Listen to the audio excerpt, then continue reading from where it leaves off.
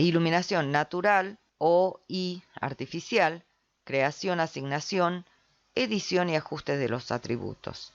Es importante también, dijimos, las sombras, efectos y también en ella los contrastes. Este render, que es diurna, observemos la sombra, la iluminación, el nivel lumínico en general, está bastante bien logrado. En el interior se observan sombras para darle profundidad. Lo mismo en estos laterales, con sombras propias, que permiten entender la profundidad del edificio y la relación de distancia relativa entre los objetos del edificio, los objetos que están cercanas y lejanas al modelo. En este caso, las sombras transmiten la sensación de la hora del día, ya sea mañana o tarde, proyecciones de sombras largas, lo mismo del edificio. Y nos da también esta relación de distancia entre los objetos. La iluminación puede ser realizada de varias maneras. Podemos utilizar, en el caso de rinoceros, el sol. También podemos utilizar la luz o la iluminación del entorno a través de un mapa o de una imagen que tenga alto rango dinámico, o sea, las imágenes HDRI, o también podemos simular la iluminación diurna con fuente de luz direccional y también luces puntuales. En el caso de que tengamos pocos recursos en la máquina, podemos trabajar con el entorno de rinoceros y también ayudarnos con fuentes de luz direccional que simulen la luz del sol y la luz puntual para iluminar aquellos sectores que no alcanza la iluminación direccional. En este caso podríamos decir que está sobreexpuesta. Observen esta parte muy blanca y faltaría mejorar los materiales, obviamente, pero también la iluminación de estos edificios del entorno, que se destacan bastante y no permiten entender la distancia entre el modelo, la distancia relativa entre el modelo y los edificios del fondo. Tendremos que destacar más el modelo que queremos mostrar, enfatizar un poco más o aumentar la densidad de la sombra y disminuir esta intensidad de luz o la intensidad de la exposición de la luz. Es decir, en este caso le decimos que está quemado, o sea, hay una sobreexposición. Cuando hablamos de entorno, background, cielo, fondo, plano de suelo y plano infinitos, nos referimos a, en este caso, por ejemplo, a este fondo blanco. Este modelo, si hubiéramos agregado un fondo, ya sea en imágenes, ya sea en el entorno, precisamente, de rinoceros, podríamos haber logrado un render en la cual se destaque este edificio.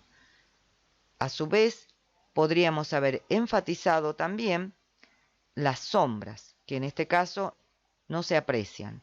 La sombra le da siempre la profundidad con respecto al fondo y la relación en distancia relativa con respecto a otros objetos de la escena, pero también con respecto al entorno inmediato. Acá señalé precisamente lo que ya dijimos antes, que son estos edificios que están en el entorno, que al estar blanco se destaca demasiado.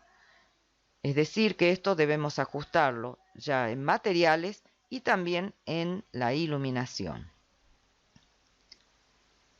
Este ejemplo de trabajo de alumnos podríamos decir que está bastante bien logrado, donde podemos percibir el fondo en forma difusa para no destacar el fondo más que el edificio. Y Obviamente el edificio o el modelo del pabellón es lo que más llama la atención en esta vista y en esta perspectiva. Podemos también realizar el ajuste de los acabados de los materiales, tanto sea sus propiedades, atributos y sus parámetros. Y en materiales siempre debemos tener en cuenta que si usamos un mapeado, la escala de los mapas asignados a los elementos arquitectónicos es fundamental.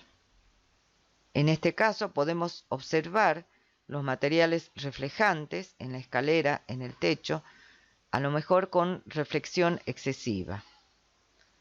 Esta columna de publicidad y sus materiales aplicados acá en la columna podría ajustarse un poco más.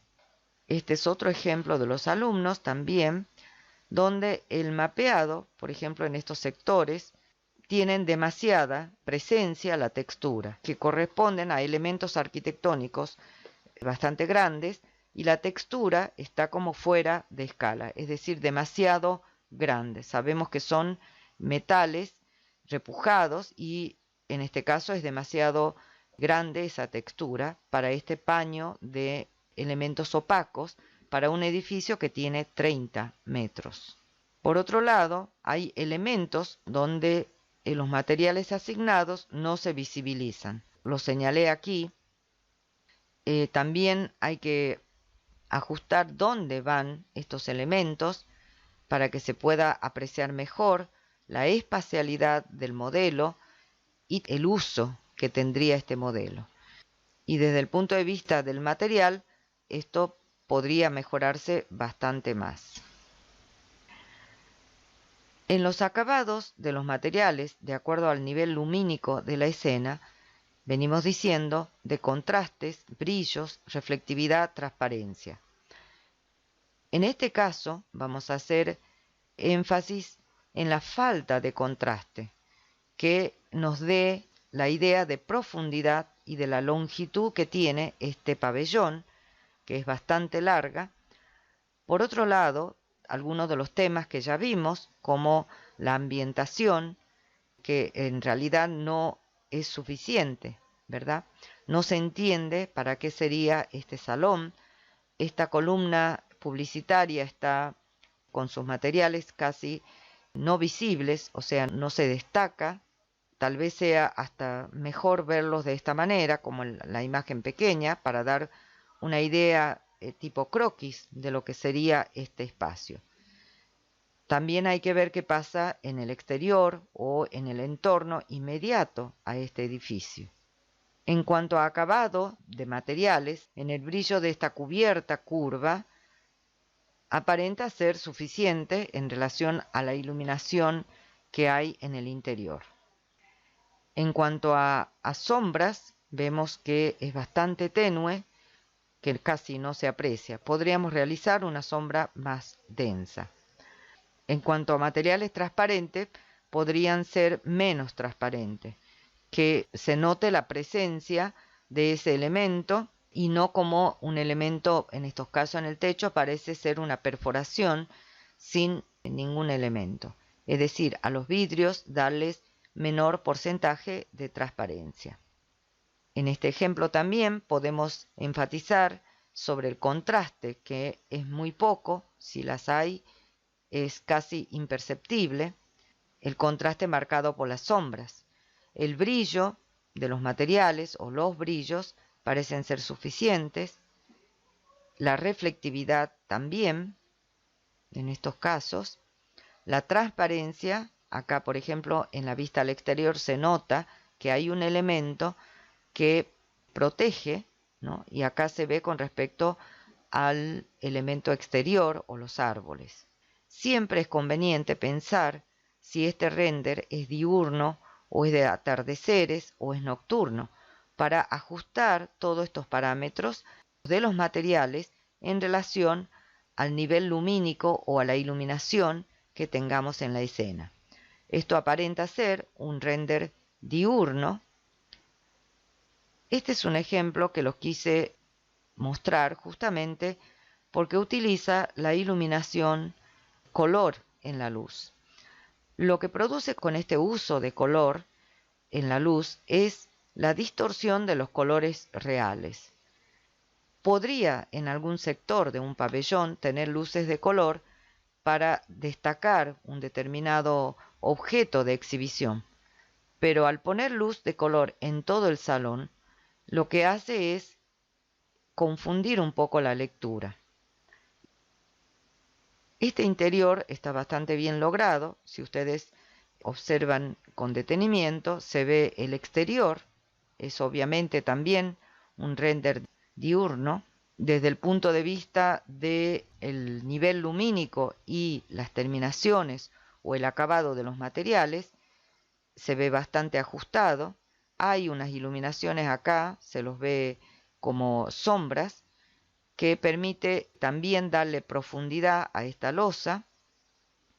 Se ve también el exterior a través de estos elementos transparentes. Bien, y desde el punto de vista de la ambientación con bloques, también podemos considerar que es suficiente.